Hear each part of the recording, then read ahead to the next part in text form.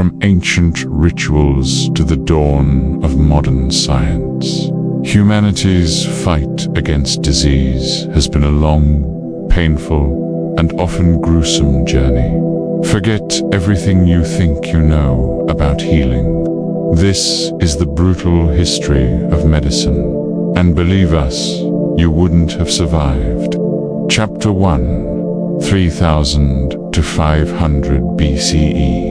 Step back in time to the very beginnings of medicine, where healing was a perilous gamble against pain and death across ancient Egypt, Mesopotamia, and early Asia. Every day presented a struggle for mere existence, and sickness was far more than an inconvenience. It was a looming, terrifying doom. A typical lifespan rarely extended beyond 30 to 35 years. It was a harsh reality shaped by ever-present perils, debilitating parasitic worms, blinding eye infections, and agonizing dental issues. Falling ill here meant a descent into absolute misery, with precious little hope of genuine relief. A grim historical detail. In many of these ancient cultures, the average person likely suffered from worse dental health than you do today. This wasn't just due to their diet, but often from tiny fragments of stones, worn from grinding tools, contaminating their daily bread. Envision chewing on microscopic rocks with every meal. Our descent into their medical horrors starts with their truly grotesque medicines and remedies. Across all these early societies, the pharmacy was a bizarre blend of the occasionally helpful and the profoundly, sickeningly repulsive. In ancient Egypt, your healer might present concoctions of dried crocodile dung, lizard blood, sour milk, pulverized pig's teeth, or even human or animal urine. These ingredients weren't just symbolic. They were meant to be swallowed, rubbed onto your skin, or forced into your body. Can you truly imagine being instructed to consume animal waste? The vile taste and smell assaulting your senses, knowing it might bring more sickness than cure, or having a poultice of moldy bread applied to an open wound, a rudimentary, uncontrolled attempt at penicillin, yet just as likely to introduce new, far deadlier bacteria. A particularly gruesome Egyptian remedy involved applying a mixture of goose, grease, honey, and a mashed beetle to wounds. This was truly a recipe for further infection, not for healing. Meanwhile, in Mesopotamia, the approach to healing was deeply intertwined with the belief that sickness was a divine punishment. Thus, alongside some basic herbal poultices, a substantial part of their treatment involved terrifying divination, rituals, and incantations. Picture yourself violently ill, and instead of a simple physical remedy, a priest healer, an Asipu, that's what they called a type of priest healer, performs harrowing rites. They might sacrifice animals, scrutinize liver omens, or recite endless, monotonous spells to try and coax the demon out of your body. Their medicines were equally severe. Bitter, unpleasant herbs mixed with various animal products, forcefully administered by mouth or as enemas. These rituals and bitter concoctions offered little true physical relief, only extended psychological dread and chemical torment. Beyond these unsettling remedies, we now confront a physical intrusion. one of the most brutal procedures common across these early civilizations. Trepanning. Envision this horrifying scene in ancient Egypt.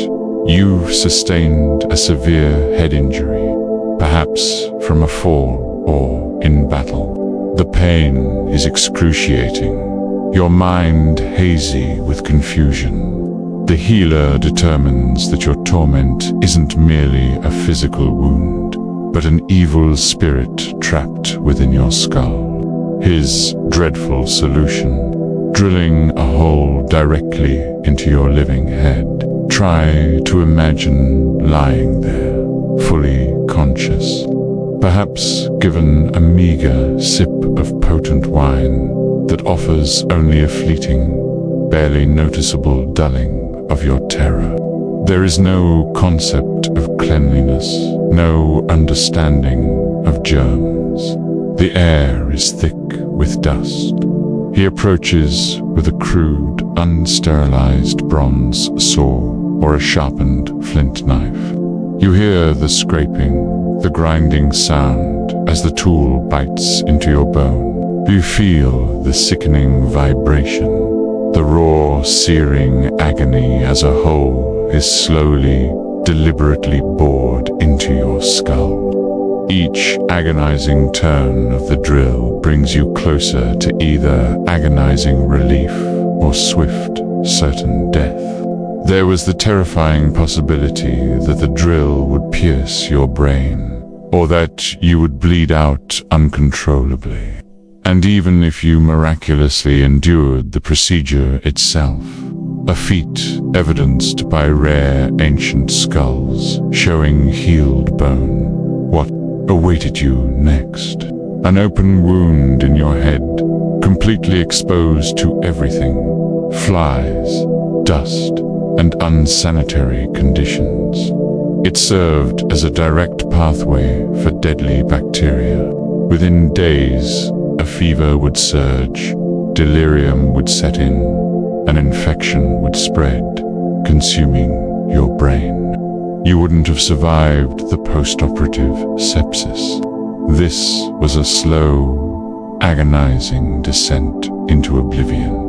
A death sentence delivered by the very hands attempting to save you. A chilling historical detail. Archaeological evidence suggests that trepanning was performed on children too, not just adults, possibly even more frequently, making this brutality far more widespread and horrific. Moving past the skull, the routine management of injuries involved devastating wound care practices, which often led to further agonizing interventions. In ancient Egypt, the Edwin Smith Papyrus, their most rational medical text from around 1600 BCE, for all its meticulous descriptions of trauma, reveals the grim limits of their knowledge. It instructs healers to examine wounds, feel for swelling, bend, apply splints to set broken bones. For a dislocated jaw, it provides clear, step-by-step instructions to snap it back into place. This demonstrated practical, observation-based medicine, a rare spark of logical thought. However, despite this, they had no comprehension of microscopic enemies.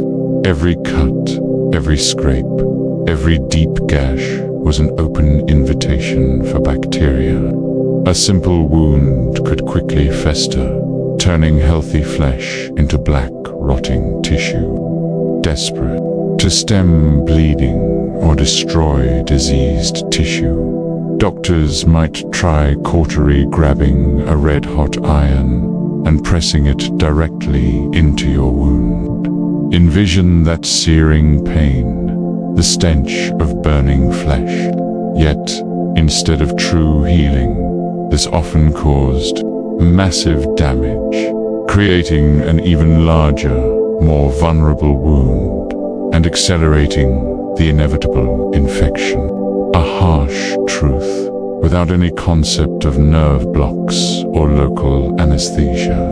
The patient would be acutely aware of the searing pain as their flesh sizzled and bone was touched by the hot iron.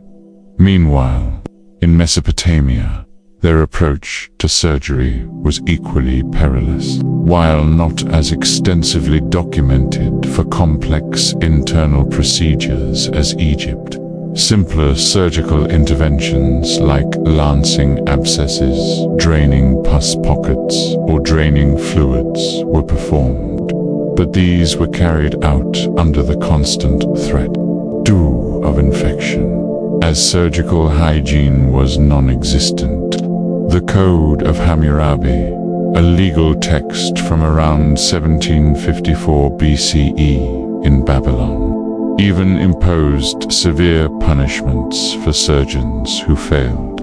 If a doctor performed a major operation with a bronze lancet, a sharp, pointed knife, and the patient died or lost an eye, the doctor's own hands could be cut off. A terrifying incentive, but one that underscores the immense danger, not just tell the patient, but for the healer too. And when a limb was too far gone, black with gangrene tissue death, amputations were a grim rarity across all these ancient regions, reserved only for the most desperate, life-threatening scenarios, performed with dull, unsterilized saws and knives. These were operations of unimaginable agony, with no effective way to control blood loss. If the initial shock didn't claim your life, the inevitable blood poisoning, the spread of infection throughout your entire body most certainly would. There was no escape from the unseen, microscopic killers. Our focus now shifts to practices that slowly, insidiously drained life from the afflicted: bloodletting and cupping. These methods were common across various ancient cultures, inflicting pain and offering little true benefit. In ancient Egypt, cupping involved heating a small cup and placing it on your skin, creating a vacuum to supposedly draw out bad stuff, or rebalance your vital fluids. Leeches, those repulsive, slimy creatures, were deliberately applied to your skin, slowly gorging themselves on your blood, sometimes for hours. You were expected to endure this, convinced these parasites were literally sucking out your illness, while they might occasionally offer minor, temporary relief. These methods were based on fundamentally flawed beliefs about the body. They often just weakened an already sick person, draining them of precious blood and leaving them even more vulnerable to infection and collapse. They weren't truly healing you. They were often bleeding you closer to death. A curious fact. Some ancient Egyptian doctors were also veterinarians. They frequently applied the same, equally brutal methods and remedies to sick animals as they did to humans. And what of far-off early Asia, specifically ancient China, during this period? While their more advanced medical texts and systematic theories, like the Huangdi Neijin Yellow Emperor's Inner Classic, largely emerge from a slightly later era, earlier practices, possibly involving rudimentary acupuncture with sharpened stones, bianxi, which means stone probes or pointed stones, would have been a profoundly painful ordeal. The underlying idea was to balance qi, pronounced qi, believed to be life energy flowing through the body. But imagine having crude, sharp stones inserted into your body. without precise anatomical knowledge or any notion of sanitation. This was a leap of faith that could easily turn deadly through overwhelming infections. Early forms of cupping were also practiced, similar to Egypt and Mesopotamia, likewise intended to draw out bad elements. Their herbal remedies were vast, but again, without a scientific understanding of dosage or interaction. Many could be toxic or simply ineffective, merely prolonging suffering rather than providing a cure. Intriguingly, some of the very earliest Chinese medical practices, dating back to the Shang dynasty, involved inscriptions on oracle bones, describing illnesses and attributing them to ancestral curses. This highlights a strong spiritual component to their understanding of disease. Much like in Mesopotamia and Egypt, finally, consider the grim disconnect that tragically hindered true medical progress across all these ancient civilizations. Their meticulous embalming rituals in Egypt, or dominant religious beliefs rarely translated into genuine medical understanding for the living. Despite Egyptians carefully removing and handling internal organs during mummification, this profound exposure to the human body rarely benefited living patients. Mummification was a sacred process, preparing the body for the afterlife, not a scientific dissection for learning. They knew where the liver, lungs, and intestines were, but they had almost no idea how they functioned. The brain, for instance, was often casually discarded, unceremoniously scooped out through the nose as unimportant. The heart, however, was meticulously preserved, believed to be the seat of intellect, emotion, and life itself. This glaring disconnect highlights their spiritual worldview. The body was a vessel for the soul, not a complex biological machine to be understood and repaired. This spiritual blind spot tragically limited their medical advancement, ensuring that even with remarkable observational skills, they remained trapped in a cycle of painful, often fatal, trial and error. An intriguing cultural belief, the ancient Egyptians believed that in the afterlife, the heart would be weighed against a feather of truth. If heavy with sin, it would be devoured by a monster, underscoring its immense spiritual importance compared to the discarded brain. So, the next time you feel a headache brewing, or nick yourself with a knife and effortlessly reach for a painkiller, or an antiseptic wipe, remember this. Across ancient Egypt, Mesopotamia, and early Asia, these foundational civilizations laid some of the very first ideas for medicine, but they did so in eras defined by brutal necessity, agonizing, unhygienic procedures, and the constant, crushing shadow of death. You wouldn't have survived.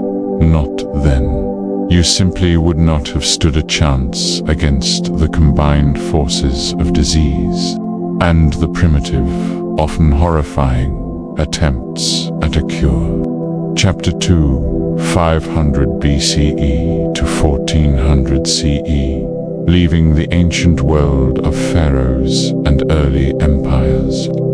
We now journey into an era of grand philosophy and vast empires in classical Europe, and later, the intellectual explosion of the Islamic Golden Age.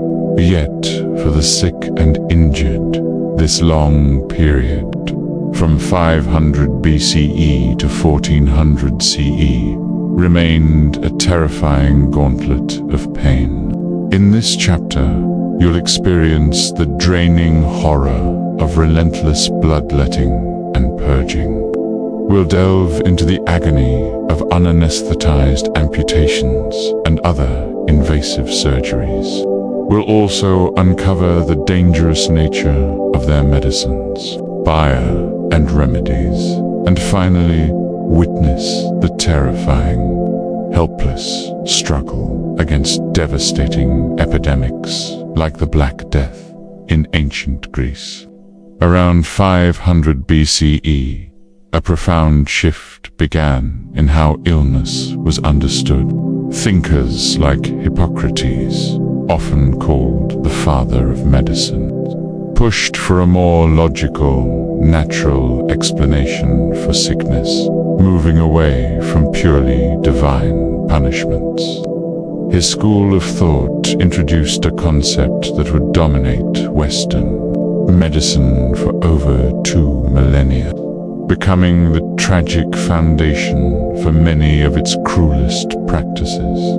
The theory of the four humors. These were believed to be for essential bodily fluids: blood, phlegm, yellow bile, and black bile. The core idea was simple. When these four humors were perfectly balanced in your body, you were healthy. But if they became imbalanced, too much or too little of one, that imbalance was believed to directly cause your illness. This theory, seemingly comprehensive to the ancients, directly led to aggressive treatments focused on forcibly restoring that balance. Now, prepare for one of the most widespread and debilitating treatments of this entire era: bloodletting. Imagine you are burning with fever, racked by a persistent cough, or simply suffering from a throbbing headache. The physician's immediate answer, guided by the humoral theory, would be to open a vein. They used sharp, unsterilized metal lancets, small, pointed knives to cut directly into an artery or a vein, often in the arm or neck. Your vital blood would stream out, sometimes into bowls designed to measure the quantity. This was not a gentle drip. It was a deliberate, often dramatic draining of significant amounts of your body's most essential fluid. For an already gravely weakened patient, this forced loss of blood could plunge them into profound shock, accelerate their collapse, or simply hasten their demise. It was agonizing, weakening, and performed repeatedly, day after day, until the balance was supposedly restored, or you were too weak to protest further. You would very likely die, not from your original illness, but from the cumulative blood loss, the shock, or the rampant infections that inevitably followed every cut into your flesh. A grim fact. In some ancient Greek cities, it was common practice to estimate how much blood to take based on the patient's general appearance. If they looked full, they bled more, regardless of their actual conditions. As if draining your blood wasn't enough to correct the humoral imbalance. We now turn to an equally brutal method: purging. If the diagnosis suggested an excess of bile, you would be given powerful emetics, substances designed to make you vomit violently and uncontrollably. Or you'd endure potent laxatives and enemas, intended to induce severe and prolonged diarrhea. These concoctions were often made from harsh, irritating herbs or even toxic minerals, causing intense stomach cramps, relentless nausea, and dangerous dehydration. Imagine being utterly racked with a consuming fever, your body aching and weak, then forced to endure hours of uncontrollable vomiting and agonizing diarrhea, effectively emptying your body of what little strength and fluids you had left. These treatments were never about gentle healing. They were about forcing the body to violently expel perceived impurities, putting patients through absolute prolonged torment in the misguided pursuit of balance.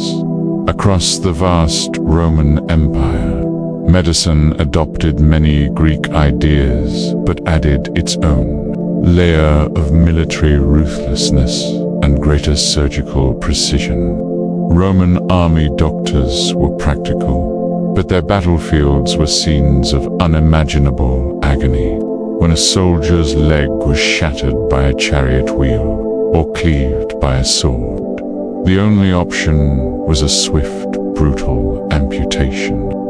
Imagine being held down by burly men, fully conscious, as a surgeon, perhaps a former butcher, saws mercilessly through your bone and flesh.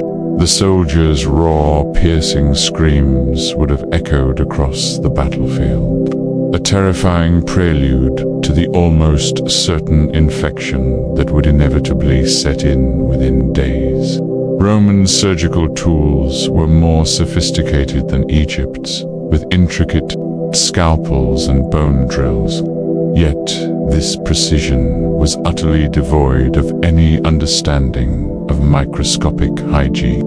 Every gleaming instrument, meticulously crafted but reused on countless patients, carried the unseen seeds of deadly infection, turning every medical intervention into a terrifying gamble with sepsis and death.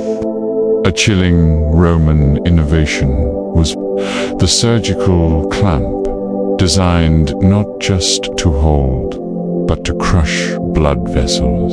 Imagine the immediate, excruciating pain before the eventual cautery could be applied to seal the wound.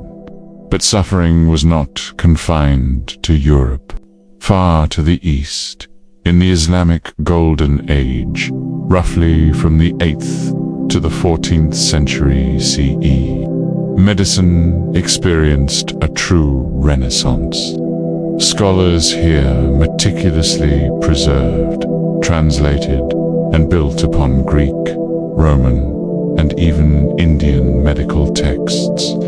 Figures like Rhazes and Avicenna produced encyclopedic medical works that became standard textbooks for centuries, even in Europe.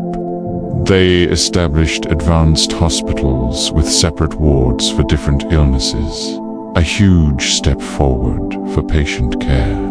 They performed more complex surgeries than their European counterparts, including early cataract removal and sophisticated fracture management. Imagine having a needle pushed into your eye to dislodge a cataract without modern anesthesia. Just a brief moment of agony as your sight is restored, or perhaps tragically destroyed. While their intentions were often more compassionate and their surgical techniques refined for the era, the sheer pain of these procedures, due to the complete absence of effective anesthetics, was immense. Post-operative infection remained a constant, unseen killer. They also extensively employed cautery for bleeding control and wound treatment, burning flesh to stop a hemorrhage, and used a wide range of potent herbal and mineral remedies. Some of these were remarkably effective, but others were toxic if misapplied, and dosage was often imprecise. A fascinating detail. Islamic physicians were among the first to understand that certain diseases, like smallpox, could only be contracted once. hinting at an early grasp of immunity, long before the scientific understanding existed. Back in Europe, as the Roman Empire declined, the continent entered the Dark Ages and then the medieval period. A time often romanticized, but medically, it was a step backward in many ways. The classical knowledge was largely preserved in monasteries, but practical innovation stagnated.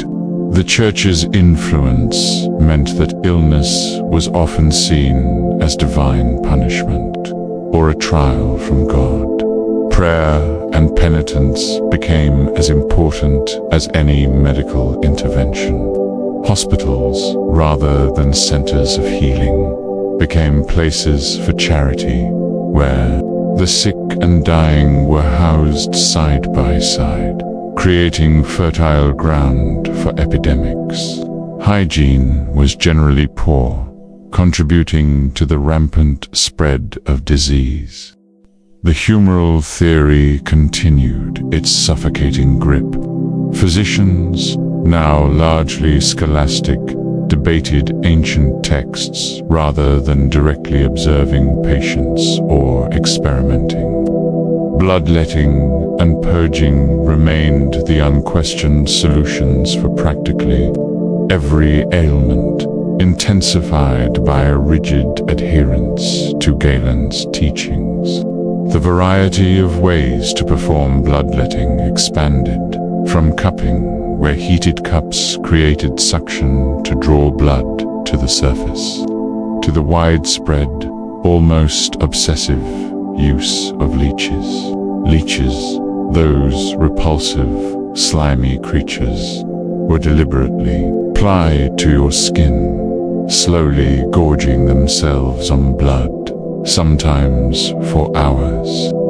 You were expected to endure their presence, believing these parasites were literally sucking out the bad humors. This was considered a standard, respectable treatment, no matter how debilitating it was for the patient. Now, let's turn to medieval surgery, which was largely left to barber surgeons. These were not highly educated physicians, but craftsmen who also cut hair and pulled teeth. Their skills varied wildly, but necessity often forced them into performing gruesome procedures. Battlefield medicine was particularly brutal. A knight might have an arrow lodged deep in his body, or a peasant a festering abscess. The barber surgeon would arrive with a basic set of unsterilized knives, saws, and probes. Amputations were common for shattered limbs, performed without effective pain relief. Opium, mandrake, or alcohol might be offered, but their numbing effects were minimal against the agonizing reality of bone being sawn through and flesh torn apart. Patients were often tied down, their screams echoing. Post-operative care was minimal. An infection was not understood as a separate entity, but often seen as part of the disease process. A patient who survived the initial surgery had a slim chance against the inevitable wound infection, which often led to gangrene, blood poisoning, and a slow, agonizing death. A curious medieval trick. Some barber surgeons would try to distract patients during surgery by having an assistant shout loudly or bang drums in a futile attempt to drown out the patient's own screams. Then came the ultimate medical horror of the medieval period, the Black Death, sweeping across Europe in the mid-14th century. This plague decimated populations, wiping out an estimated 30 to 60% of Europe's population. Medical theory utterly collapsed in the face of such a terrifying, unstoppable force. Physicians were powerless. Their understanding of humors offered no explanation, no cure. Disperatae aurificors emerged, lancing the painful, swollen buboes, lymph nodes of plague victims, which often spread the infection further. Drinking concoctions of mercury or arsenic, bathing in urine, or applying poultices of human excrement. Some believed strong, foul smells could drive out the plague, leading people to carry posies of flowers or light aromatic fires. Others resorted to extreme religious penance, like public flagellation, believing the plague was God's punishment. The helplessness and terror were universal.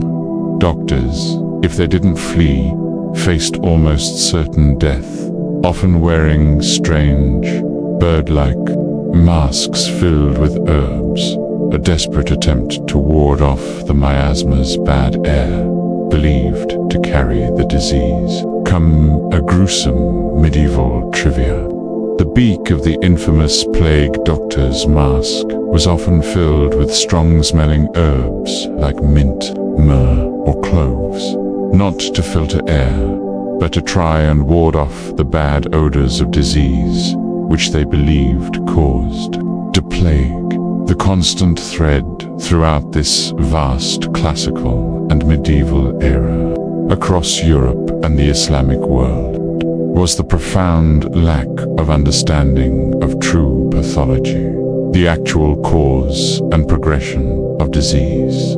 Illness remained a terrifying mystery, an unseen enemy whose attacks were attributed to imbalances, bad air, or divine displeasure. Attempts to solve this mystery often involved methods that were either utterly ineffective, deeply debilitating, or actively harmful, causing more pain and bringing death closer. From the incessant bleeding and purging that literally drained the life from already weak patients to the terrifying, unsterile surgeries that left limbs mangled and wounds festering, to the sheer, overwhelming powerlessness in the face of widespread fevers and unseen contagions like the Black Death. Surviving a serious illness in the classical and medieval periods was less about receiving effective medical care and more about sheer, brutal luck, combined with a robust constitution that could withstand both the disease and its cure. You wouldn't have survived, not then. You would have endured agonizing treatments only to succumb to their side effects or the very illness they claimed to cure. Chapter 3, 1400 to 1700 CE. After the shadows of the Black Death, Europe awakened to a period of rebirth, the Renaissance. This era, stretching from the 1400s to the 1700s, brought a thirst for knowledge, including a renewed interest in the human body. Yet, for all its artistic and intellectual brilliance, medicine remained a realm of shocking brutality.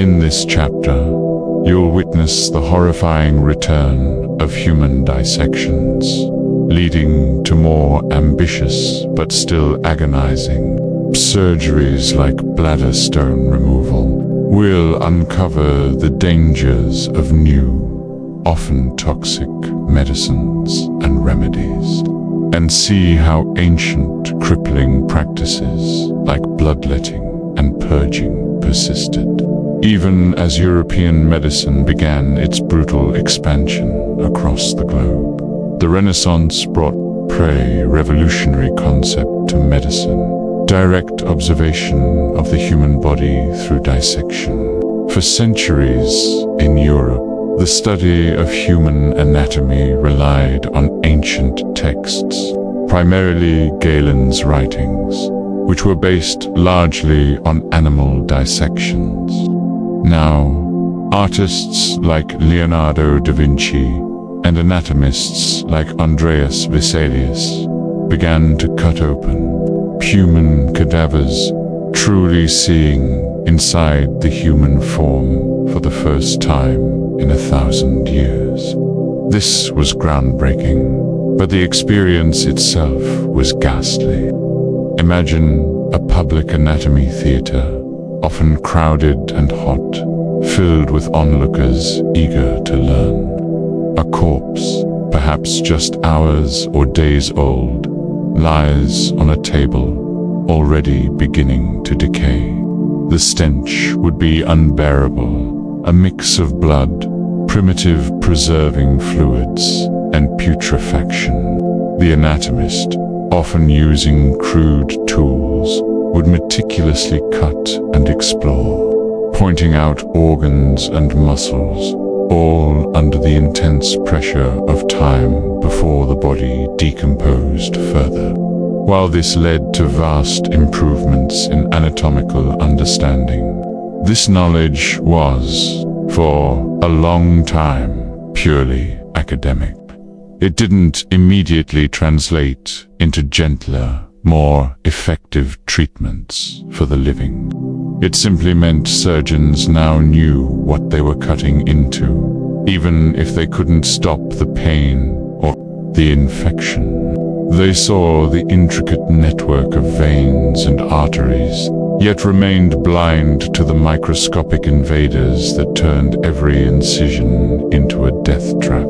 A gruesome detail. Due to the scarcity of bodies, condemned criminals were often dissected immediately after execution, sometimes still warm, ensuring a fresh specimen for study. The public spectacle of these dissections was often advertised as entertainment, attracting large crowds eager for both knowledge and morbid fascination, turning scientific inquiry into a macabre public show. With this newfound anatomical knowledge, surgery became more ambitious, yet remained utterly agonizing. Surgeons, often still barber surgeons, but now with greater theoretical understanding, dared to attempt more complex procedures. One common and excruciating operation was the bladder, stone removal, or lithotomy. Imagine having a stone, sometimes as large as a chicken egg, lodged painfully in your bladder, causing constant agony and blocking urination. The surgeon would likely tie you down, perhaps give you a swig of strong alcohol or a hit of opium for a fleeting moment of dullness, but you would be wide awake for the rest. He would then make a deep incision, often through the perineum, the area between the anus and genitals, directly to your bladder. With his fingers or specialized forceps, he would grope around, trying desperately to locate and extract the stone. The agony of the knife cutting through skin and muscle, the wrenching pain as blunt instruments probed your insides, and then the horrific grinding sensation as the stone was finally pulled out is almost beyond comprehension. The patient's screams were often the soundtrack to these procedures, a chilling chorus of despair. Many died from the sheer shock of the trauma, massive and uncontrolled bleeding, or the inevitable infection that followed, as there was still no concept of sterilization.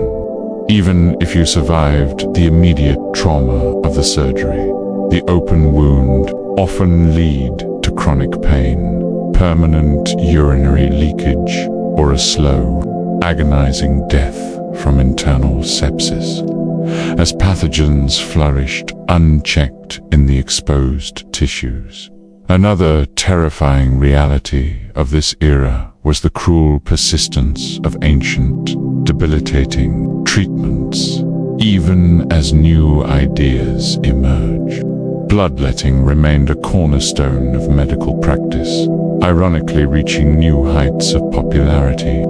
If you had a fever, inflammation, or almost any ailment, from smallpox to a headache, the immediate response was to bleed you. This wasn't just a small amount.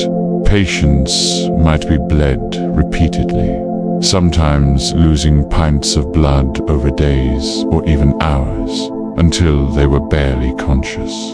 They used sharper lancets, but still without proper sterilization. Imagine feeling profoundly weak from illness, your body already fighting for survival, then having your life force literally drained away, leaving you even more debilitated and vulnerable. This practice actively sabotaged the body's natural defenses, severely weakening the immune system and making recovery almost impossible. A chilling historical fact. It was believed that the amount of blood in the body was a fixed quantity, and sickness meant an excess of bad blood that needed to be removed. This deeply flawed belief tragically justified excessive and deadly bleeding, sometimes prescribed for mere fatigue or even melancholy, further exacerbating the patient's condition. Alongside bloodletting, purging continued its cruel reign. If your humors were supposedly imbalanced, you would be forced to take powerful emetics and laxatives. These were anything but gentle remedies. They contained harsh compounds like hellebore, scammony, or even mercury-based concoctions that caused violent projectile vomiting, severe and uncontrollable diarrhea, and intense, cramping abdominal pain. Imagine being desperately ill, then compelled to endure hours of uncontrollable bodily expulsion, draining you of vital fluids and what little strength you had left. These cures often left patients more dehydrated, electrolyte balanced, and be sicker than before, their bodies racked by spasms, profound weakness, and a crushing sense of exhaustion. It was a vicious cycle of suffering disguised as therapy, pushing the body to its absolute limits, often past the point of no return. This period also saw the introduction of new, often dangerous, medicines and remedies, which promised hope but often delivered further torment. One notoriously new drug was mercury, used to treat the growing epidemic of syphilis, a devastating sexually transmitted disease that caused widespread suffering and disfigurement. While it could sometimes reduce the visible symptoms of the disease, the treatment itself was a slow, agonizing poison. Patients would ingest or apply mercury compounds, leading to severe and painful side effects, loosening and loss of teeth, excruciating ulcers in the mouth and throat, uncontrollable tremors known as mercurial palsy, kidney damage, and eventually a slow, agonizing death from mercury poisoning, often tragically mistaken for the final stages of the disease itself. A horrifying truth. Patients undergoing mercury cures would often salivate so excessively, sometimes producing liters a day, that they had to carry spittoons everywhere they went. This constant, humiliating drooling was a grim public mark of de-treatment, a visible sign of the torment they endured. Other metallic salts and mineral compounds, often highly toxic, like antimony and lead, were also introduced into the pharmacopoeia, administered with little understanding of their true effects or precise dosages, turning every prescription into a potential Russian roulette with your life, where the cure was as likely to kill you as the illness. As European empires expanded across the globe, they encountered and, tragically, often brutally suppressed indigenous medical practices, while simultaneously spreading their own devastating diseases.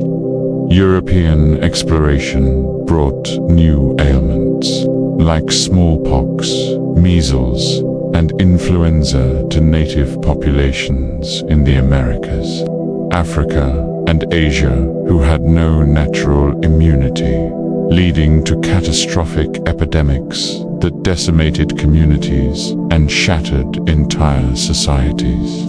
Conversely, new plants and remedies from newly explored lands were discovered by Europeans. For example, quinine, derived from cinchona bark from South America, became a rare, truly effective treatment for malaria, offering a glimmer of genuine progress.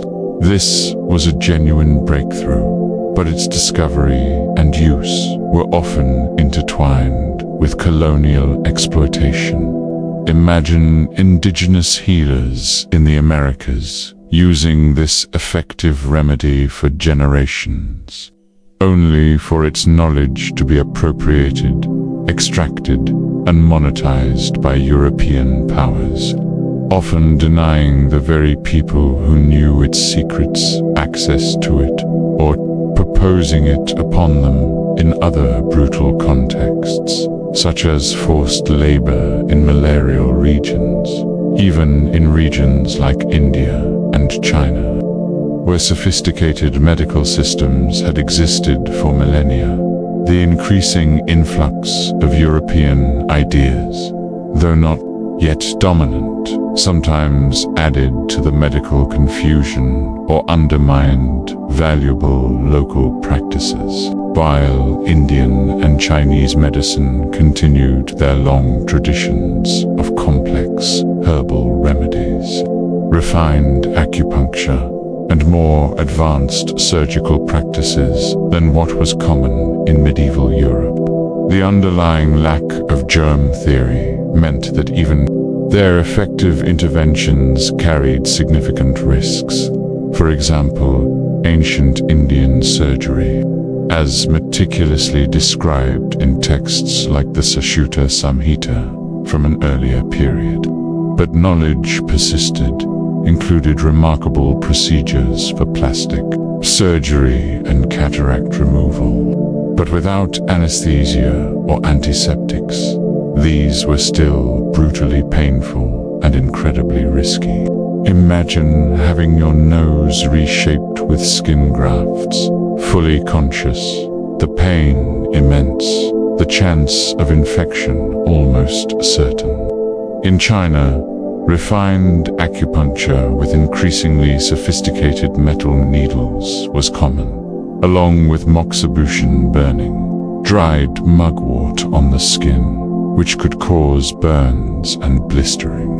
Their vast herbal pharmacopoeia was extensive, but imprecise dosages and the inclusion of odd animal parts like dried scorpions, powdered deer antlers, or even ground fossilized bone meant that many cures were still more torture than therapy, or simply ineffective, offering false hope and prolonging suffering in a truly agonizing fashion. The Renaissance was a time of intellectual awakening, a period where the human body began to be understood with unprecedented detail. But for the sick, it remained an era of immense physical suffering.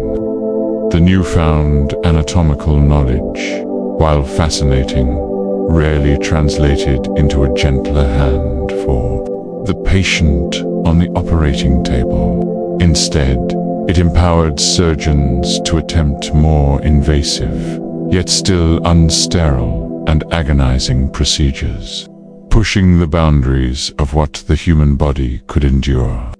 The persistent, almost dogmatic reliance on bloodletting and purging, coupled with the introduction of new, often highly toxic remedies, meant that treatments continued to cause immense pain, often without curing the disease itself.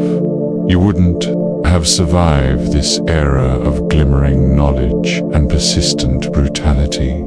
You would have endured agonizing interventions only to face death from infection, shock, or poisoning, often worsened by the very cures you received. Your chances of making it through a serious illness were chillingly low, your suffering almost guaranteed.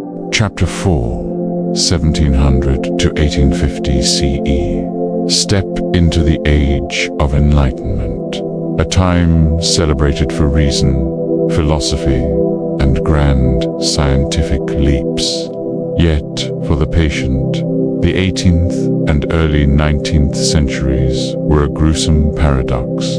This chapter will expose the terrifying speed of amputations performed without true anesthesia, the agonizing reality of complex internal surgeries, and the widespread, often deadly, use of highly toxic medicines and remedies.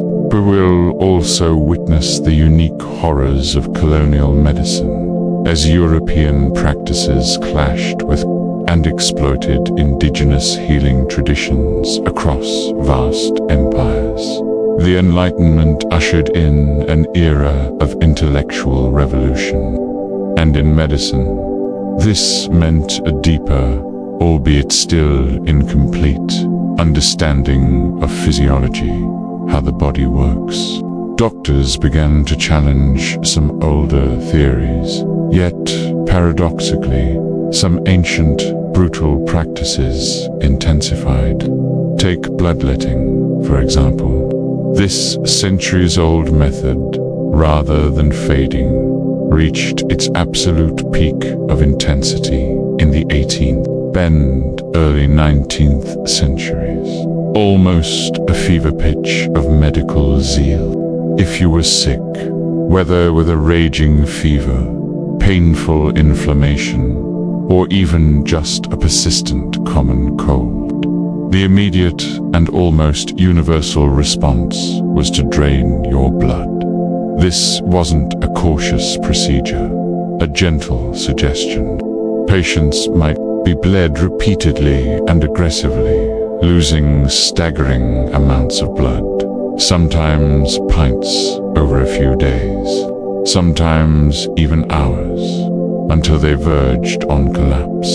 Lancets, once crude, were now sharper, made of gleaming steel, but they were still unspecialized, carrying unseen death with every cut. Imagine yourself already weakened by illness, feeling your life force quite literally draining away. You'd become dizzy, faint, your vision blurring, your body growing cold and clammy. Yet the doctor, convinced he was expelling bad humors or excess inflammation, would continue to drain. This practice actively sabotaged the body's natural defenses, severely weakening the immune system, leading to profound weakness, debilitating anemia, and often death, not from the original disease, but directly from the cure administered by the well-meaning, yet tragically misguided physician. a chilling historical detail. Even George Washington, the first US president, was subjected to aggressive bloodletting in his final hours for a throat infection. He lost several pints of blood, likely hastened to his death by the very treatment intended to save him, a grim testament to the era's medical dogma. Alongside bloodletting, purging continued its cruel reign with renewed vigor, often employing increasingly potent and dangerous substances. Patients were forced to endure violent projectile vomiting induced by powerful emetics, substances that turned the stomach inside out. They also suffered relentless, uncontrollable diarrhea from harsh laxatives.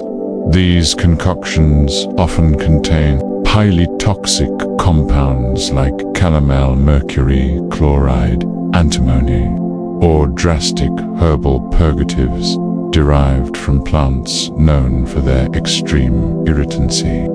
These caused intense stomach cramps, profound nausea that left patients retching for hours, and severe, life-threatening dehydration. Imagine being gravely ill, your body already struggling against its primary ailment, then forced to endure hours of agonizing bodily expulsion, every muscle cramping, every ounce of fluid draining away, leaving you utterly depleted and in agonizing pain. These cures pushed the body to its absolute breaking point, often resulting in severe electrolyte imbalances, further weakness, and frequently a hastened demise. The underlying logic was simple, yet deadly. Empty the body of its perceived poisons, even if it meant emptying the very life out of the patient. A gruesome price paid for a flawed theory. This era also saw surgery transform into a terrifying spectacle of speed and endurance, performed with a chilling lack of understanding about cleanliness.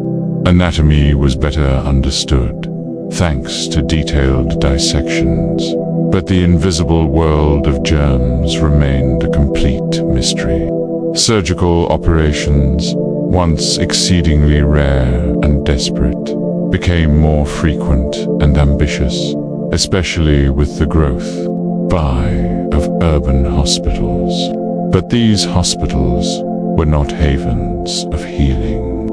They were often places where diseases flourished uncontrollably, with unhygienic conditions shared, uncleaned instruments passed from one patient to the next, and a complete absence of hand-washing between patients. A surgeon might wipe his bloody hands on his coat before moving to the next incision, unknowingly spreading fatal bacteria.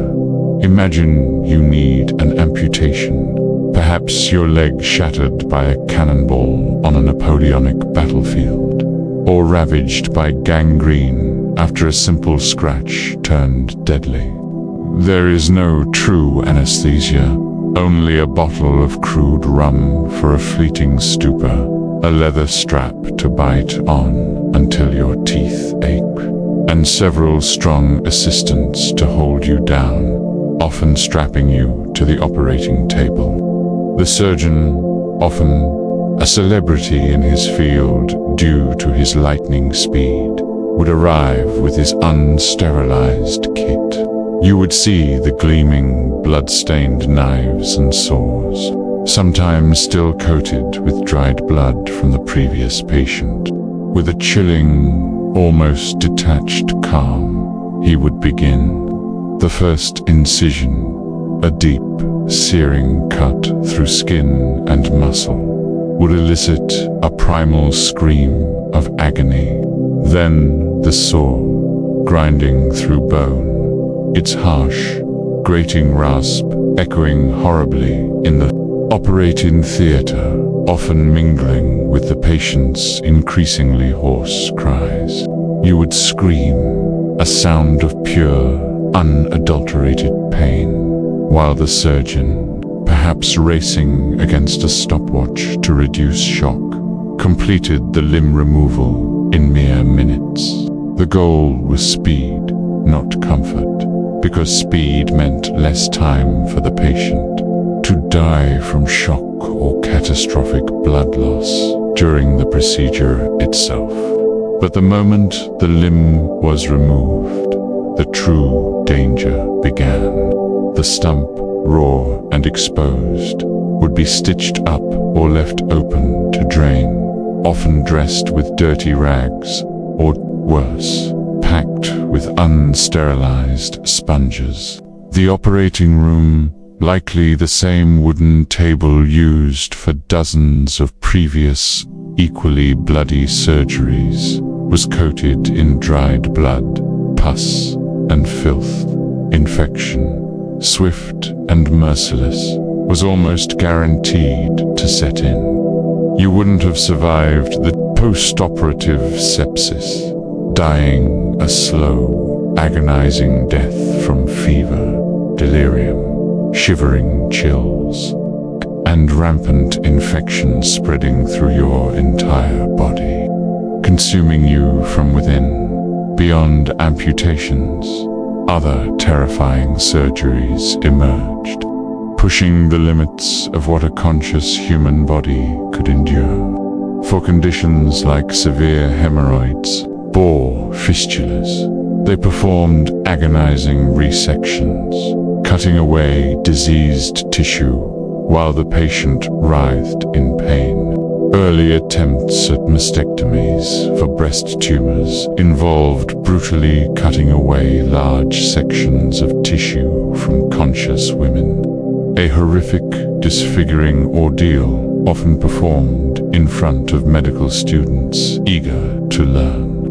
Bladderstone removal, lithotomy, continued to be a common and horrific ordeal as surgeons honed their techniques for speed, but the pain and infection rates remained astronomical. The deep incisions, the crude instruments probing inside the body, and the extraction of large, jagged stones were nightmares of pure agony.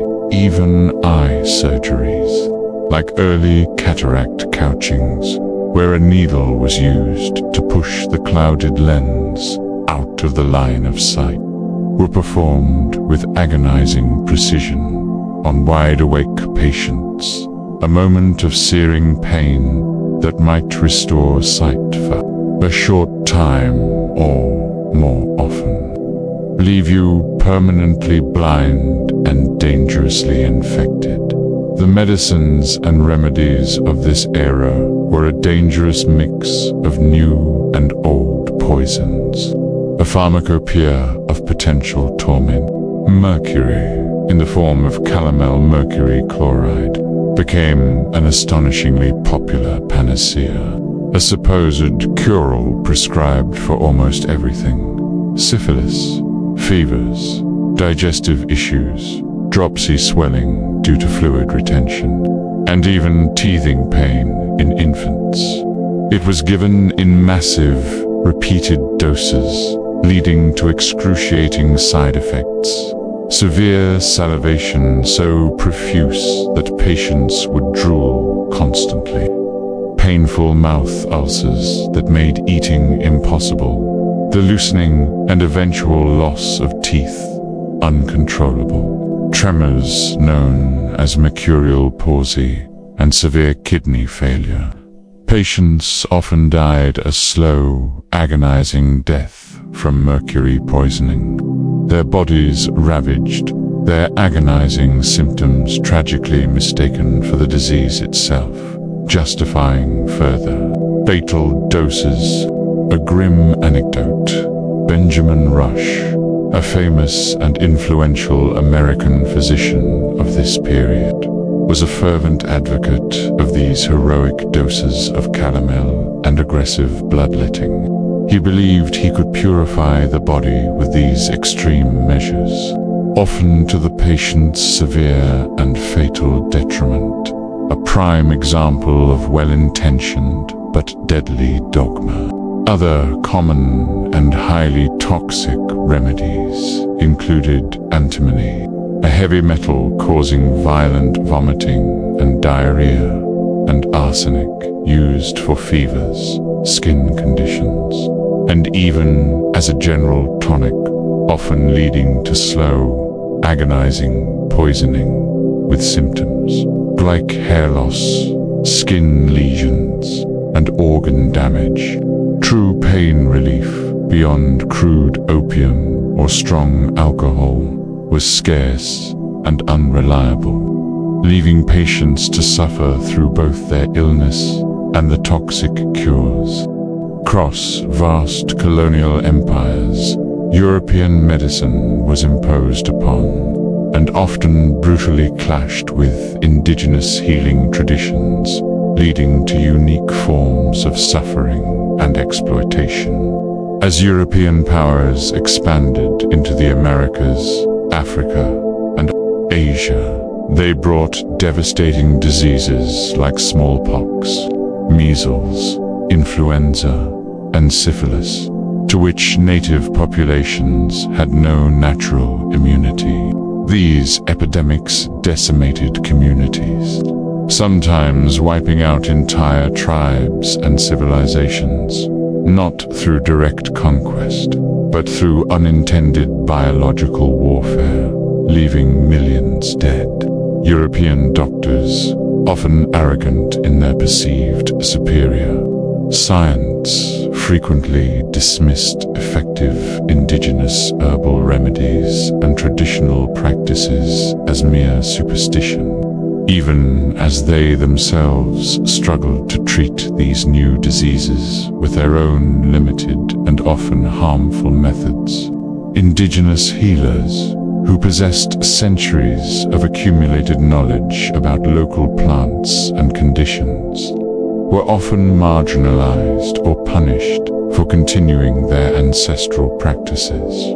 However, a few crucial discoveries did emerge from this brutal exchange, often at a terrible human cost. The cinchona bark, found in South America, provided quinine, a truly effective treatment for malaria, a scourge that plagued both colonizers and indigenous peoples. This was a revolutionary breakthrough, offering a genuine hope of survival against a previously fatal disease. Yet, its acquisition and use were deeply intertwined with colonial exploitation and forced labor. Imagine indigenous healers who had used this powerful remedy for generations, seeing their knowledge appropriated, their resources extracted, and the medicine commercialized by foreign powers. Often, their own people were denied access to the very medicine that grew in their lands, or were forced into brutal labor in malarial zones, where the quinine was then administered by their oppressors, not as a humanitarian gesture, but as a means to maintain a workforce. In other parts of the world, like India and China, medical traditions continued their long, independent development, but they too felt the slow, creeping influence of the West, often adding layers of complexity and sometimes harm. Indian Ayurvedic medicine of this period, while holistic and deeply rooted in complex theories, still involved strong, uncomfortable purges and sometimes painful external applications, along with therapies like therapeutic vomiting, Vimana, and medicated enemas Basti that could be deeply unpleasant.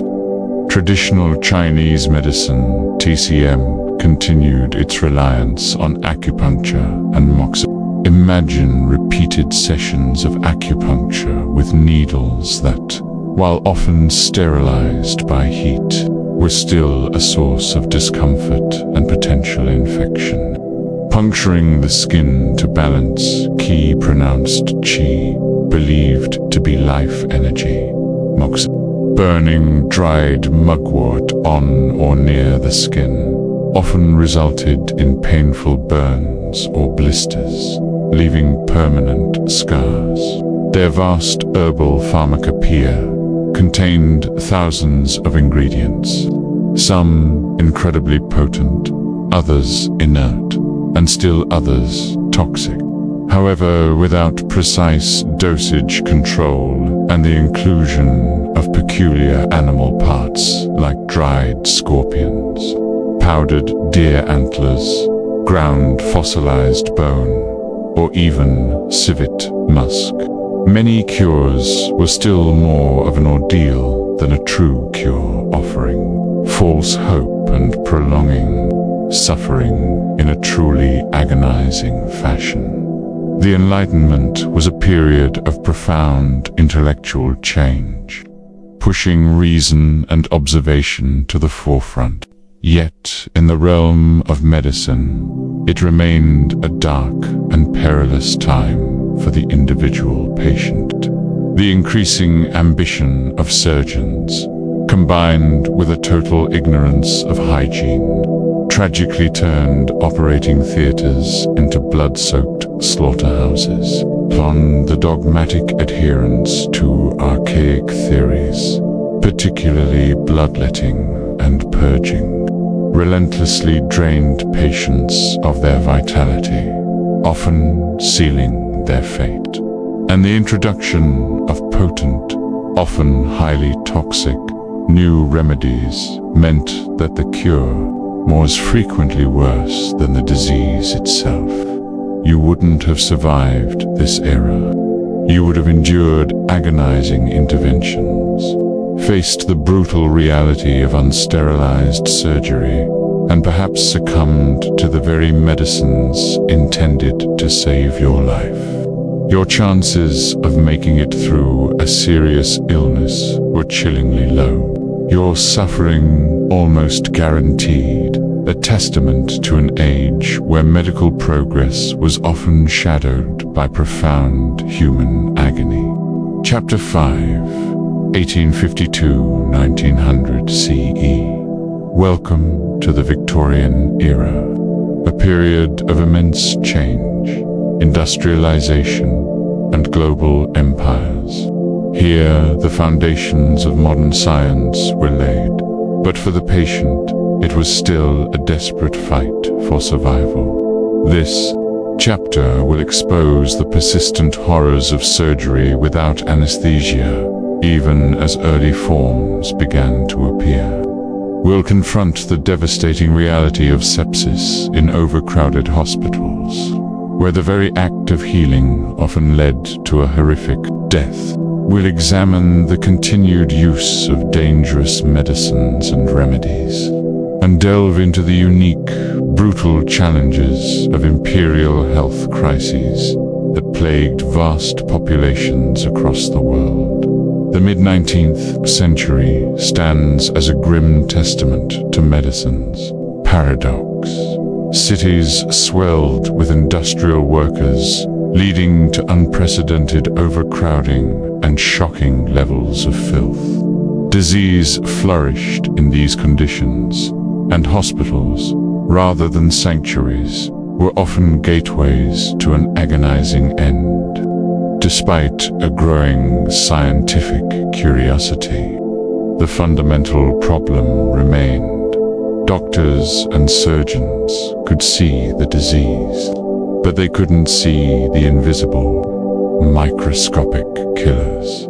Let's begin with the persistent terror of surgery without anesthesia, even as early forms were just emerging. Imagine you've broken your leg in an industrial accident. Perhaps a tumor has begun to grow, slowly consuming your limb. You are brought to a bustling hospital ward, a cacophony of suffering filled with the cries and moans of other patients. The air thick with the smell of unwashed bodies and lingering sickness. Your operation might be performed in a public theater, with rows of students eagerly observing, or simply in the ward itself, adding to your humiliation and terror. While ether and chloroform, the first true anesthetics, began to appear around 1846 to 1847. Their use was not immediate or universal. Many surgeons remained deeply skeptical, fearful of unknown long-term side effects, or simply to set in their brutal, time-honored ways of swift, unnumbed cutting. You might still be given a mere swig of strong brandy, or simply held down by burly assistants, your screams ignored. The surgeon, still celebrated for his speed, would make his incisions with shocking rapidity, a grim blur of flashing steel. The agony would be immediate, searing, absolute. You would scream, thrash, and fight against the restraints. Every nerve in your body ablaze with excruciating pain as the knife cut deeper. The saw bit through bone with a grating sound, or the forceps tore at living tissue. For procedures like amputations, the surgeon's ability to complete the removal in under a minute was still a badge of honor, a mark of their supposed skill. You might have your leg removed, not just broken, but perhaps mangled beyond repair by a factory machine, or rotting with gangrene after a minor cut turned deadly. The objective was purely to get it over with fast, to minimize the shock that could kill you on the table itself. But the end of the operation was just the beginning of the real nightmare. The raw, exposed stump, bleeding profusely, would be stitched up or, sometimes, even left open to drain, often dressed with dirty rags or bandages that had been used repeatedly beyond amputations. Other terrifying surgeries were performed, pushing the limits of what a conscious human body could endure. Mastectomies for breast cancer were excruciatingly painful and profoundly disfiguring operations performed on fully conscious women. Tumors, often large and ulcerated, were simply hacked out, leaving gaping wounds. Lithotomies, the removal of bladder stones, continued to be a common and horrific ordeal, with surgeons using larger, more aggressive instruments as their anatomical knowledge increased, but the patient's pain remained unimaginable. The deep incisions, the crude instruments probing inside the body, and the extraction of large, jagged stones were nightmares of pure agony, often leading to internal ruptures and further complications. Early attempts at ovarian cyst removals, put or other internal abdominal surgeries were almost universally fatal, not from the surgeon's skill with the knife, but from the unseen enemy within the wound.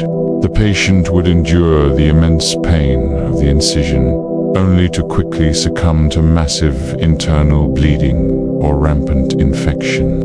A chilling detail: in some of the busiest hospitals, a surgeon's smock might literally stiffen with layers of dried blood from days or weeks of successive operations, never washed. This horrific sight was tragically seen as a sign of their experience and dedication, not as a deadly harbinger of the rampant disease they unknowingly spread from one patient to the next. The greatest killer in this era, far deadlier than the surgeon's knife, was sepsis. The complete lack of understanding about germs turned hospitals into veritable death traps. Imagine you've survived a brutal surgery, perhaps an amputation. You are placed in a recovery ward. The air is heavy with the sickening smell of pus, stale blood, and decaying flesh. Dressings on wounds are often left unchanged for days, becoming saturated and teeming with bacteria. Surgical instruments, fresh from being used on one patient, might simply be wiped on a dirty cloth or dipped into a basin of stagnant, shared water before being plunged into the next incision. Hands, unwashed, carried invisible killers from one sick, vulnerable body to another. Puerperal fever, a devastating infection after childbirth, swept through maternity wards like wildfire, killing mothers by the thousands. A simple scratch on a surgeon's finger, infected from a patient's wound, could quickly lead to his own agonizing death from blood poisoning. The unseen enemies, bacteria and viruses, were everywhere, in the air, on the surfaces, within the very hands and tools of the healers, turning every hospital bed into a potential deathbed. You wouldn't have survived a post-operative infection, watching your wound turn black and swollen, the fever rising relentlessly, your body racked by uncontrollable chills and terrifying delirium as the infection spread like wildfire through your bloodstream. A slow, inevitable, and truly horrifying demise. Even if you escaped surgery, common illnesses like typhus or tuberculosis flourished in these overcrowded, unsanitary urban environments, often finding their final, fatal breeding ground within the very institutions meant to offer aid. The medicines, banned remedies of the Victorian era, were a complex mix of hopeful but often dangerously potent compounds, a true chemical lottery for the patient. Mercury, particularly in the form of calomel, continued its cruel reign as a supposed cure, prescribed for almost everything: raging fevers, the pervasive scourge of syphilis, various digestive issues, dropsy swelling due to fluid retention, plare, and even the common discomfort of teething pain in infants. It was administered in massive, repeated doses, leading to excruciating side effects that often mimicked the symptoms of severe illness. Severe salivation so profuse that patients would constantly drool, painful mouth ulcers that made eating impossible, the loosening and eventual loss of teeth, uncontrollable tremors known as mercurial palsy, and severe kidney failure.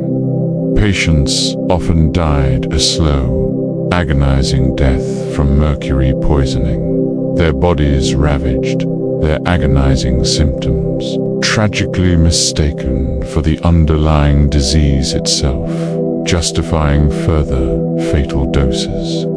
A grim anecdote: Benjamin Rush, a famous and influential American physician of this period, was a fervent advocate of these heroic doses of calomel and aggressive bloodletting.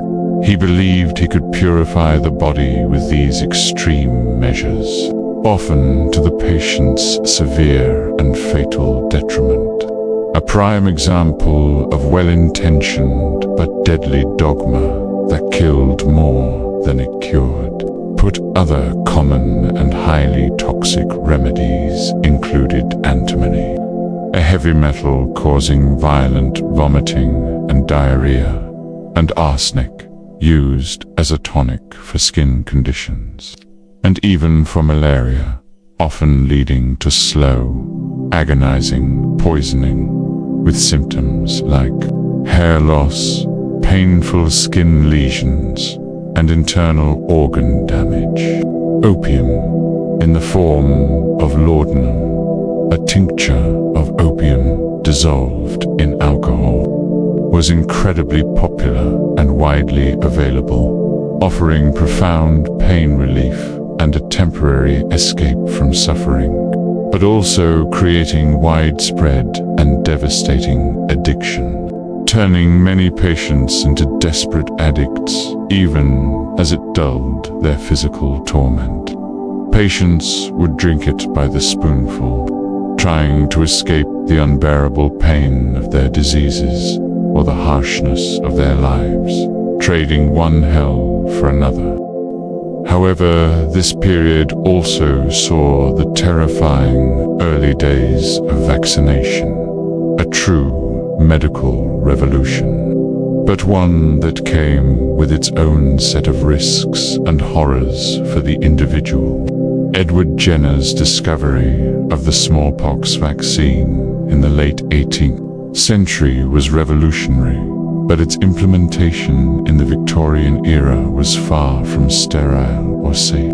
Early vaccination methods were often crude, scraping cowpox pus directly from an infected animal or person's arm into an open cut on another person's arm. This could and did lead to severe secondary infections, spreading other horrific diseases like syphilis or tuberculosis from person to person, creating new layers of agony and death.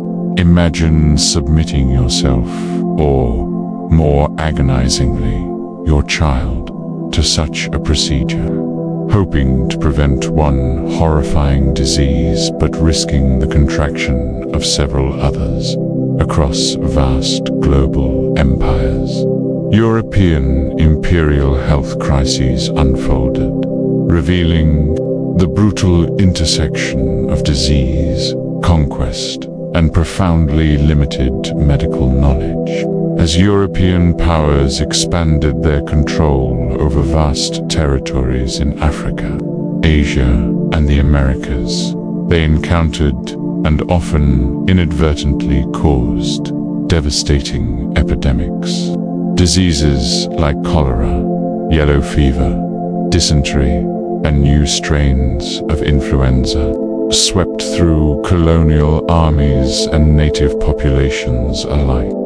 European doctors struggled immensely to control these outbreaks, often blaming bad air miasmas or the inferior constitutions of indigenous peoples, rather than understanding the true causes: contaminated water sources, appalling sanitation, and the forced displacement of communities. Entire regions became graveyards. In India, for instance, repeated outbreaks of cholera and plague ravaged the subcontinent, killing millions. British colonial doctors were often overwhelmed, their methods ineffective in the face of such widespread suffering. Their treatments were still rooted in the harsh methods they knew: aggressive purging with calomel, massive doses of quinine if available for fevers, often leading to quinine poisoning, and the widespread, often uncontrolled use of opium to dull the pain of inevitable death. Imagine living in a colonial city, watching friends and family succumb to diseases that Western medicine, for all its arrogance and imposing presence, simply couldn't stop. Indigenous healing systems, like Ayurveda, often suppressed, ridiculed, or misunderstood by the colonial powers, struggled to cope in the face of these new pressures and the severe disruption of traditional lifestyles and environmental balance. The sheer scale of death from these epidemics was a silent, horrifying testament to global medical inadequacy. In China, the Opium Wars, mid-19th century, represent a particularly dark chapter where medicine was twisted into an instrument of control and exploitation. British merchants illegally imported vast quantities of opium, creating widespread addiction that systematically ravaged Chinese society, weakening its populace and economy for generations. While not a medical procedure per se, the deliberate creation of a drug epidemic, fueled by the British East India Company's pursuit of profit, was a monstrous act of medical brutality on a national scale. The cures for opium addiction were often as horrific as the addiction itself. Sudden, agonizing withdrawal without any medical support, leading to seizures, hallucinations, violent delirium, and often death from shock or collapse in Africa. European expansion brought new diseases and intensified existing ones.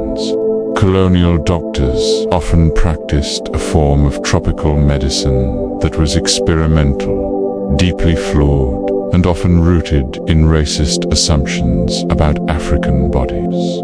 Treatments for malaria, sleeping sickness, and other tropical ailments were crude, banned, and highly toxic, involving heavy metals and other dangerous compounds, often administered without consent or proper dosage. Indigenous healers continued to rely on ancestral knowledge and effective herbal remedies, but their practices were frequently demonized, outlawed, and their patients forced to accept Western remedies that often proved ineffective or actively harmful. The sheer volume of death from diseases like dysentery, yellow fever, and smallpox among both European colonial forces and African populations highlights the profound inadequacy of medicine, even for the colonizers.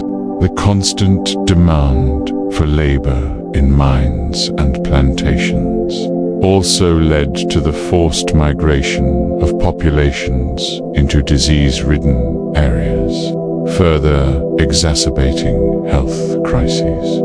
The Victorian era, despite its outward appearance of progress and scientific advancement, was still a profoundly brutal time to be sick.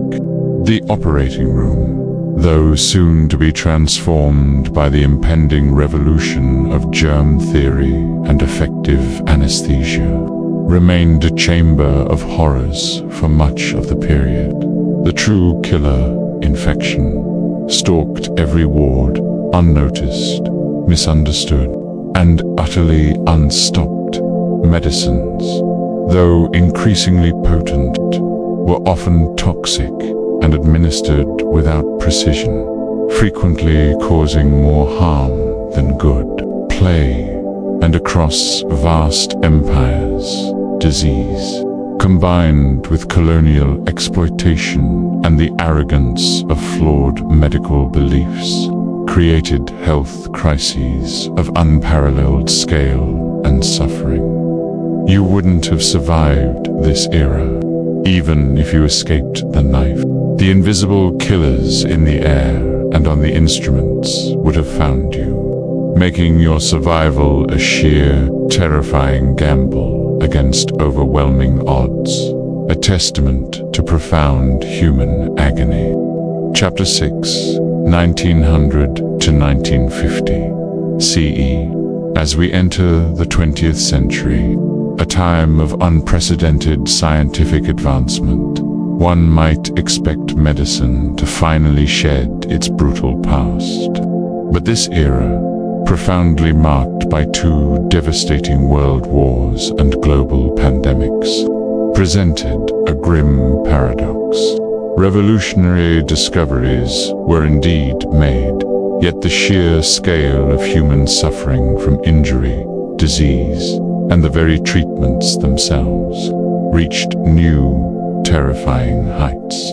In this chapter, you'll confront the lingering dangers and experimental nature of early anesthesia and aseptic surgery, the disfiguring and deadly effects of nascent radiotherapy, and the brutally risky reality of early blood transfusions.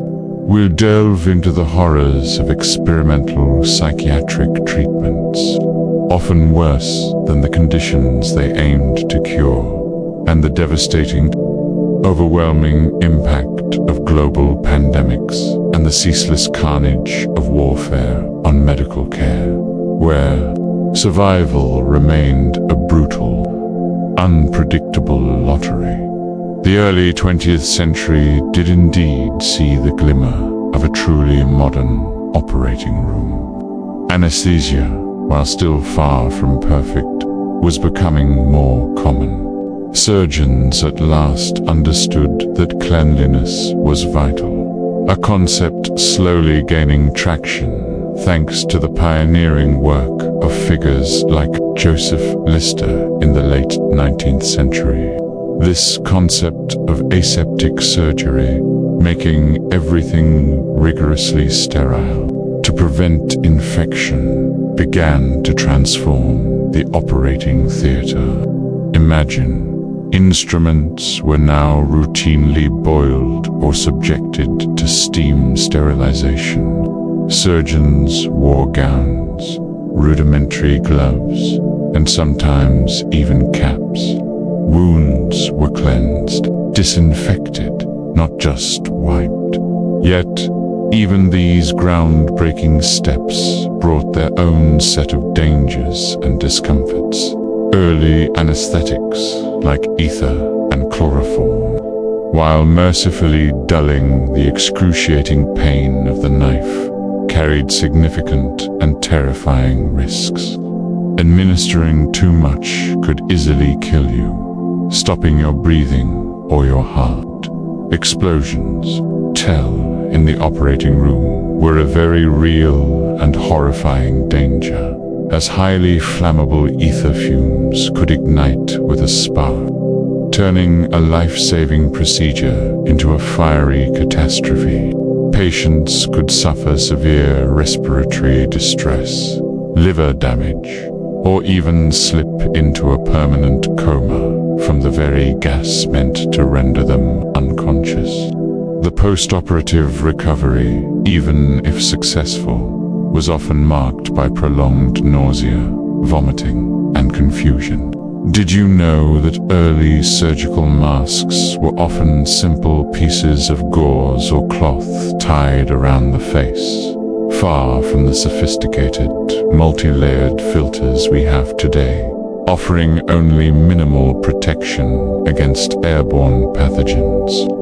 And the early antiseptics used to disinfect wounds, like carbolic acid, while effective at killing germs, were so harsh they could chemically burn a patient's delicate skin, leaving painful, lasting scars. So, while you might escape screaming from the surgeon's knife, you could still die from the gas, or suffer agonizing chemical burns from the cleanliness that was meant to save you. With pain at least partly managed, surgeons became bolder, venturing into realms previously considered untouchable. Internal surgeries, once almost universally fatal due to infection and shock, became more common. Operations like appendectomies, the removal of an inflamed appendix, rudimentary neurosurgery, operations on the brain, and even daring open-chest surgeries were attempted. Imagine an early brain surgeon meticulously cutting into your skull, exploring the delicate folds of your brain. The patient wouldn't feel the direct pain, but the risks of infection penetrating the brain, uncontrollable hemorrhage or permanent neurological damage such as paralysis, speech loss, or severe cognitive impairment were still immense.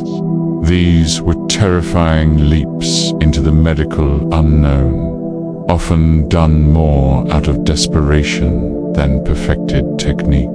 Success was far from guaranteed, and failure meant a swift, often horrifying death on the table, or a life sentence of severe, debilitating disability.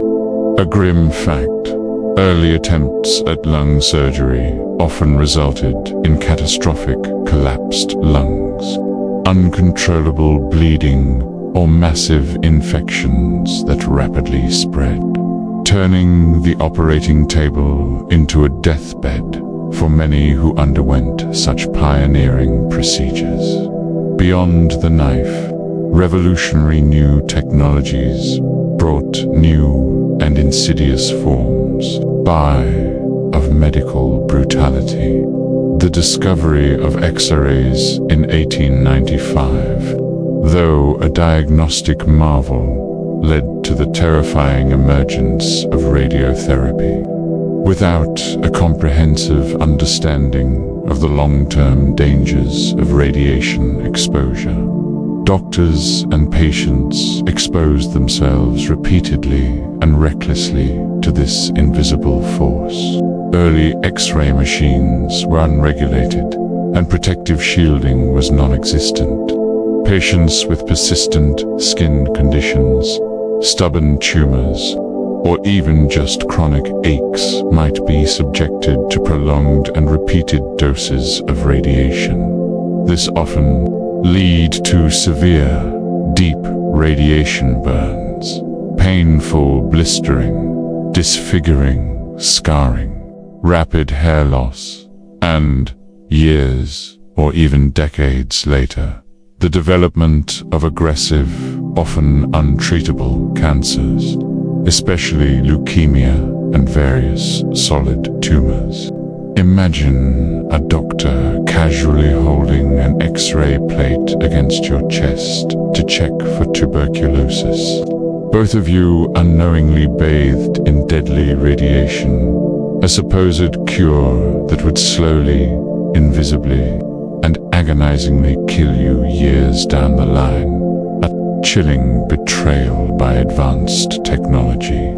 Many of the early pioneers of radiology themselves succumbed to these radiation-induced cancers, losing fingers, limbs, and ultimately their lives, a silent testament to the technology's hidden dangers. Another life-saving but brutally risky innovation was early blood transfusions. While the very first successful human-to-human transfusion was recorded in the 19th century, the early 20th century saw attempts to make it more widespread as a solution for severe blood loss. However, without full knowledge of blood types, though Karl Landsteiner identified the major ABO groups in 1901, widespread testing and matching took time to implement. Transfusions were a deadly gamble. Imagine you've lost a critical amount of blood from a severe injury, perhaps in an accident or on a battlefield. A donor, perhaps a willing relative or fellow soldier, gives their blood. The blood is simply collected and immediately given to you, often directly from arm to arm or through a simple syringe. If your blood types were incompatible, your body would mount a violent, catastrophic immune reaction. Your blood would instantly clot within your veins, your kidneys would rapidly fail, and you would go into profound shock, dying a horrifying, agonizing death from the very fluid meant to save you. It was a terrifying lottery, where the hope of life could quickly turn into a fatal allergic reaction, or transmit other deadly diseases like malaria, syphilis, or, unbeknownst to them, hepatitis. The advancements in understanding the human mind also ushered in brutal, experimental, psychiatric treatments. For those suffering from severe mental illnesses, institutions were often grim places of confinement and despair rather than true cure. Early forms of shock therapy involved inducing seizures, either through dangerously large doses of insulin, known as insulin coma therapy, where patients were deliberately put into a deep, drug-induced coma, or, later, through electroconvulsive therapy, ECT, with poorly controlled electrical currents. Imagine being deliberately put into a coma that might never end, or having a powerful electrical current sent through your brain without muscle relaxants, inducing violent convulsions that could result in broken bones, severe memory loss, and profound confusion upon awakening. While ECT later became safer with proper medication, its early applications were profoundly traumatic and often caused more harm than good. But perhaps the most horrifying development was the lobotomy. This drastic and irreversible brain surgery, popularized in the 1930s by figures like Egas, Manis, and Walter Freeman, involved severing connections in the frontal lobe of the brain, often through the eye sockets. The aim was to calm agitated or violent patients, but the side effects were devastating. Irreversible personality changes, profound apathy, emotional flatness, intellectual impairment, and often a permanent, unresponsive state, leaving patients as mere shadows of their former selves. Imagine having parts of your brain literally cut or scraped away, leaving you a docile, vacant shell, stripped of your unique personality. This was a chillingly brutal attempt to fix the mind by destroying parts of it. Then came the unparalleled medical brutality of the World Wars. World War I, 1914 to 1918, and World War II, 1939 to 1945, introduced horrors on a scale previously unimaginable, pushing medicine to its absolute limits and beyond. Doctors faced massive casualties with new, devastating types of injuries from high explosives, shrapnel, and chemical weapons like mustard gas that burned and blinded. The sheer volume of wounded meant that battlefield medicine was the system of triage, making agonizing choices about who could be saved and who would be left to die.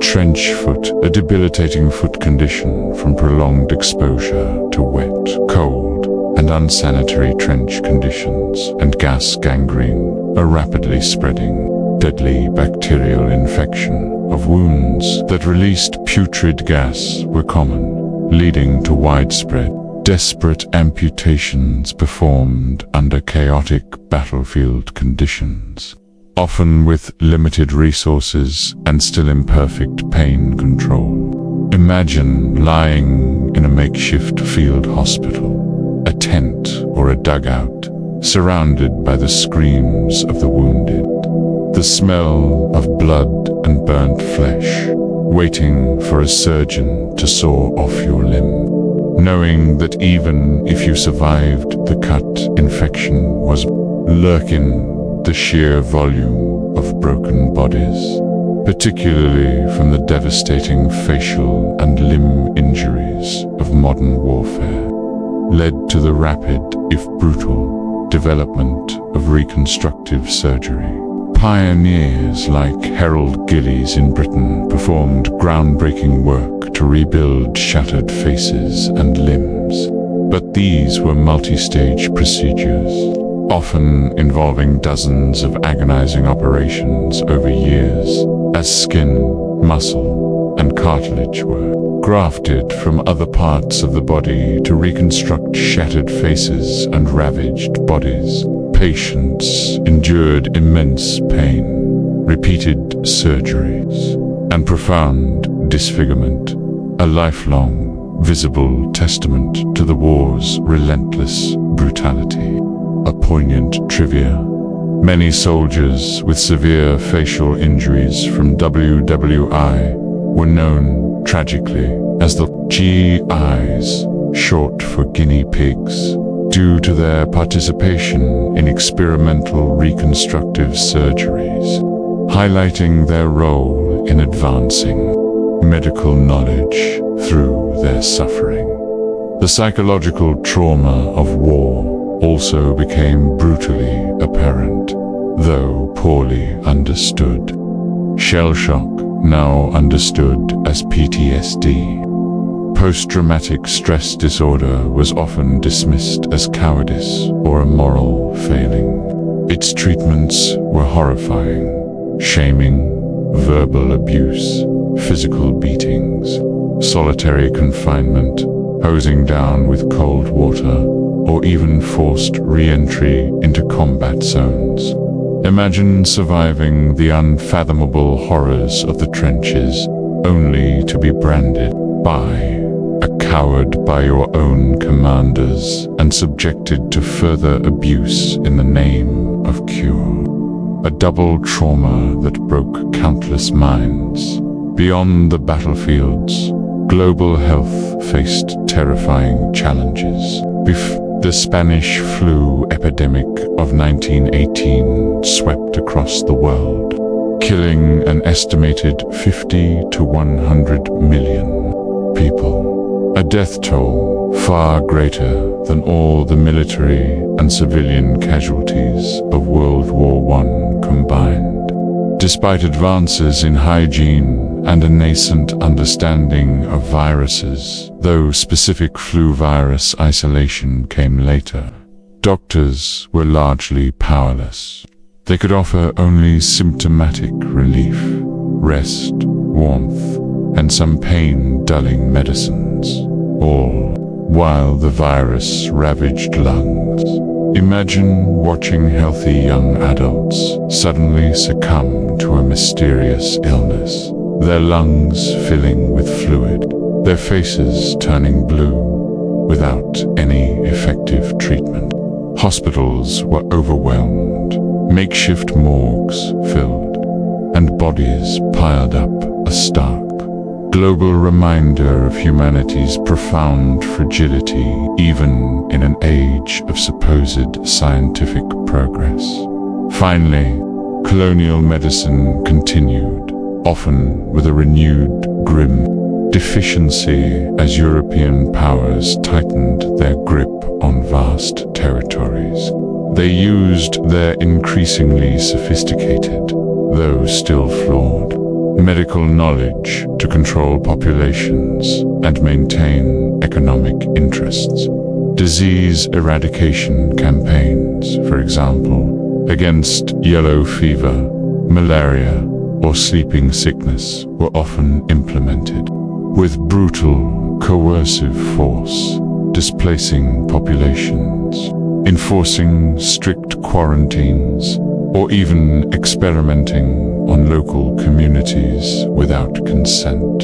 Healthcare access remained deeply unequal, with superior care, facilities, and personnel reserved for colonizers and military forces, while indigenous populations received minimal, often coercive, treatment focused primarily on maintaining a labor force or preventing outbreaks that might affect Europeans.